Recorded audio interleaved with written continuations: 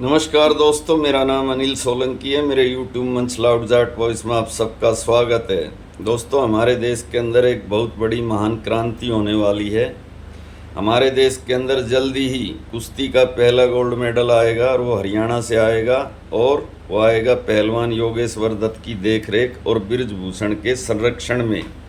ये बात मैं नहीं कह रहा, ये बात बृजभूषण बोल के गया है बोंद कला गाँव में, जिस दिन उसका वो इवेंट हुआ था, उसको जो सम्मानित किया था उसके जाति के लोगों ने। तो जब बृजभूषण ने अपना भाषण दिया तो उस भाषण में उसने ये बात कही कि मैं बड़ा शरीफ आदमी हूँ, लेकिन मेरे साथ विवाद हमेशा जुड़े रहते हैं। तो ये एक नया ज्ञान हमको मिला कि शरीफ आदमी के साथ भी विवाद जुड़े रह सकते हैं। उसके बाद जब माइक योगेश्वर दत्त ने संभाला तो योगेश्वर दत्त ने अपने भाषण में ये बात कही कि हमारे देश की कुश्ती कुछ लोगों की वजह से पटरी से उतर गई थी, अब वो फिर से वापस पटरी पर आ गई है, अब दोबारा से मेडल आने शुरू हो जाएंगे। तो दोनों बहुत ही महान नेता हैं। योगेश्वर दत्त तो इतने महान हैं कि 2 बार बड़ौदा से चुनाव हार चुके हैं, लेकिन भारतीय जनता पार्टी से चुनाव हारना भी राष्ट्रवाद है, और विनेश फोगाट ने कांग्रेस से चुनाव जीता, वो देशद्रोह है। ये आज का नया देशभक्ति का पैमाना है, राष्ट्रवाद है। अब जो आरोप इन्होंने लगाए हैं कि जिन खिलाड़ियों की वजह से भारत की कुश्ती पटड़ी से उतरी, उन खिलाड़ियों का ट्रैक रिकॉर्ड क्या है, इनका सीधा इशारा विनेश फोगाट, बजरंग पूनिया और साक्षी मलिक की तरफ था। वो मैं आपको बता देता हूं कि इन तीनों खिलाड़ियों ने भारत की कुश्ती को पटरी से उतारा है कि पटरी पे दोबारा लेके आए हैं। इन तीनों खिलाड़ियों के पास अंतर्राष्ट्रीय 48 मेडल हैं। इन्होंने 48 बार भारत का तिरंगा विदेशों में लहराया है, 48 बार भारत का राष्ट्रगान विदेश में बजवाया है, और 48 बार ये पोडियम पर खड़े हुए हैं। सबसे पहले शुरुआत करते हैं विनेश फोगाट की। विनेश फोगाट के पास 15 मेडल हैं टोटल अंतर्राष्ट्रीय। एशियाई चैम्पियनशिप के अंदर विनेश के पास 8 मेडल हैं, जिसके अंदर 1 गोल्ड, 3 सिल्वर और 4 ब्रॉन्ज हैं। वर्ल्ड कुश्ती चैम्पियनशिप के अंदर विनेश फोगाट के पास 2 मेडल हैं, दोनों ब्रॉन्ज हैं। एशियाई गेम्स के अंदर 2 मेडल हैं, 1 गोल्ड 1 ब्रॉन्ज, और राष्ट्रमंडल खेल के अंदर 3 मेडल हैं, तीनों गोल्ड हैं। अब बात करते हैं पहलवान बजरंग पूनिया की। बजरंग पूनिया के पास 20 मेडल हैं अंतर्राष्ट्रीय। ओलंपिक का 1 मेडल ब्रॉन्ज, वर्ल्ड चैम्पियनशिप के 4 मेडल, 1 सिल्वर 3 ब्रॉन्ज, और कॉमनवेल्थ गेम के 3 मेडल, 2 गोल्ड 1 सिल्वर। एशियाई चैम्पियनशिप के 8 मेडल, 2 गोल्ड 4 सिल्वर 2 ब्रॉन्ज, और राष्ट्रमंडल चैम्पियनशिप के 2 मेडल, दोनों गोल्ड। एशियाई गेम्स के 2 मेडल, 1 गोल्ड 1 सिल्वर। तो ये तो हुआ इनका खेल का ट्रैक रिकॉर्ड।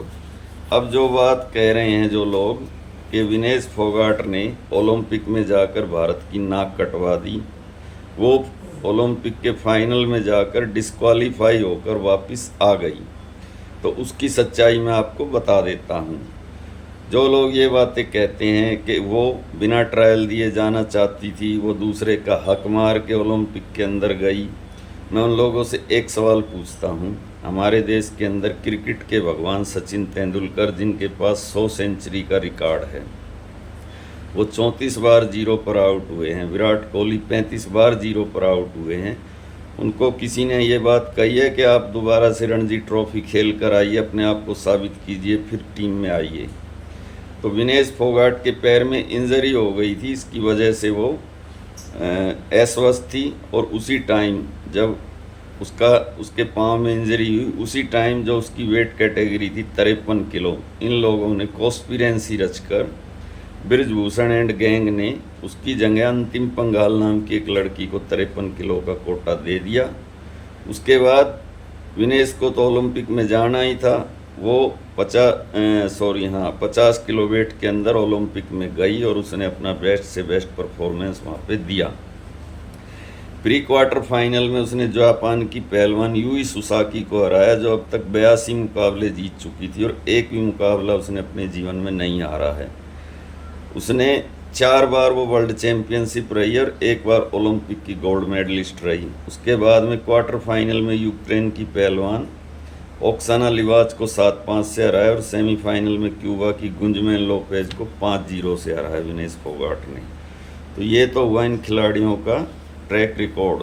उसके बाद जो कुछ हुआ वो सब बताने की ज़रूरत नहीं है, सारी दुनिया ने देखा। जो कुछ भी विनेश फोगाट के साथ हुआ वो सब बताने की दोहराने की कोई ज़रूरत नहीं है।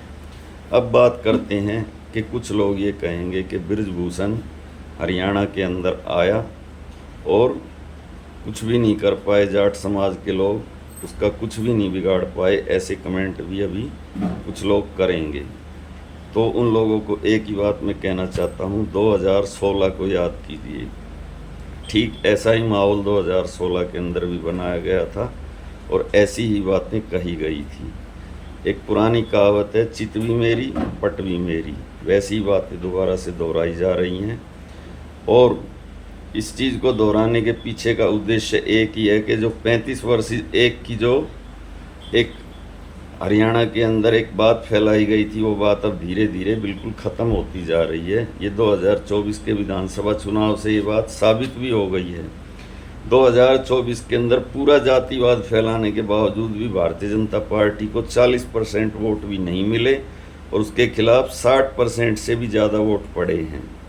इस बात से भारतीय जनता पार्टी घबरा गई है। सरकार तो उसने जैसे तैसे जोड़ तोड़ के बना ली है, लेकिन उसको ऐसा लगता है कि ज़रा से चूके और उसके बाद में फिसल जाएंगे। एक बार राजनीति की पटरी से एक बार उतर गए तो फिर गाड़ी दोबारा आना बड़ा मुश्किल है। इसलिए ये जो इवेंट किया गया था, ये सोच समझ के किया गया था, सोच समझ के बृजभूषण को बुलाया गया था और जाटों को उकसाने की कोशिश की गई थी कि किसी तरीके से वायलेंस कर दे, वायलेंट हो जाएं और दोबारा से 2016 जैसा माहौल प्रदेश में फिर से बन जाए। क्योंकि 2016 में भी ऐसे ही शुरुआत हुई थी। धीरे धीरे राजकुमार सैनी के द्वारा बयान दिलवाए गए, उसके बावजूद भी जब जाटों ने रिएक्ट नहीं किया, उसके बाद में हिंसा की गई। झज्जर के अंदर जाट धर्मशाला में आग लगाई गई, सर छोटू राम की मूर्ति तोड़ी गई।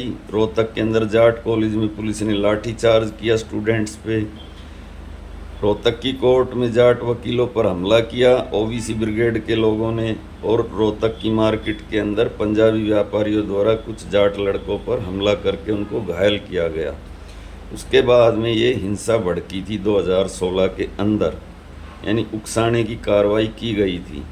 और यही कार्रवाई अब बृजभूषण को बुला के फिर से की गई है कि किसी तरीके से लोग भड़कें, हिंसा हो और दोबारा से 35 वर्सेस 1 का माहौल बनाया जाए।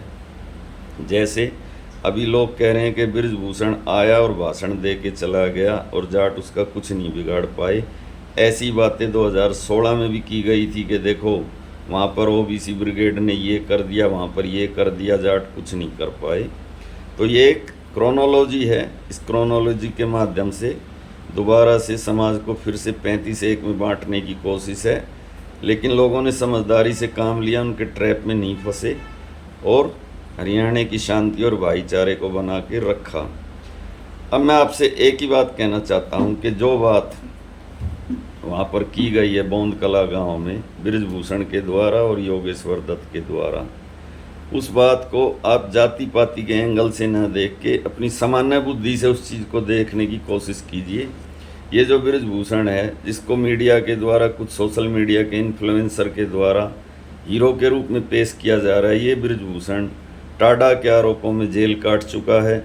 इसके ऊपर दाऊद इब्राहिम के लोगों को, जिन्होंने 1993 के अंदर बम्बई के अंदर बम ब्लास्ट हुए थे, हज़ारों लोग मरे थे, उन अपराधियों को अपने घर में शरण देने का इस पे आरोप है। दाऊद इब्राहिम के साथियों को ये टाडा के अंदर जेल काट चुका है। ये ऑन कैमरा ये बात कह चुका है कि मैंने अपने हाथ से एक आदमी का कत्ल किया। इस पर यौन शोषण के आरोप हैं और इसकी जाति के लोगों ने जाटों के जख्मों पर नमक छिड़कने के लिए इसको हरियाणा में बुलाया। और ये योगेश्वर दत्त, जो कि राजनीति के अंदर फ्लॉप हो चुका है, 2 बार चुनाव हार चुका है, इसने इस खिलाड़ियों और बृजभूषण के मामले में हमेशा बृजभूषण का पक्ष लिया। इन लोगों ने एक ही स्टेज पर खड़ा होकर हरियाणा के अंदर जाट और गैर जाट की मरी हुई राजनीति को दोबारा जिंदा करने की कोशिश की। और जिन खिलाड़ियों ने बार बार इस देश का तिरंगा विदेशों में लहराया, इस देश का मान सम्मान बढ़ाया, उसके बारे में इन लोगों का ये कहना है कि इन खिलाड़ियों की वजह से हमारे देश की कुश्ती पटरी पे से उतरी। अब मैं ये आपके बुद्धि पर, आपके विवेक पर छोड़ता हूँ कि आप इस चीज़ का फैसला करें और कमेंट करके मेरे को ज़रूर बताएं कि आपका इसके बारे में क्या मानना है। इसी के साथ मैं आपका भाई अनिल सोलंकी आज का वीडियो यहीं पे समाप्त करता हूँ। वीडियो कैसा लगा कमेंट करके ज़रूर बताएं। धन्यवाद भाइयों, आपका दिन शुभ हो। जो भाई अभी अभी मेरे चैनल से जुड़े हैं वो चैनल को सब्सक्राइब कर दें। धन्यवाद भाइयों।